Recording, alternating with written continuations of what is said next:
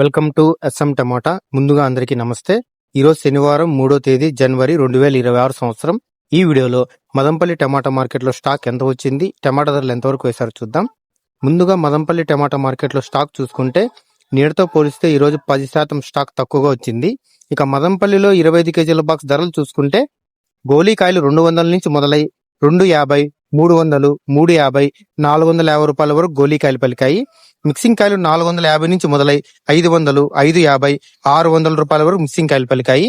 Second quality కాయలు 650 నుంచి మొదలై 700, 750, 800 రూపాయల వరకు సెకండ్ క్వాలిటీ కాయలు పలికాయి.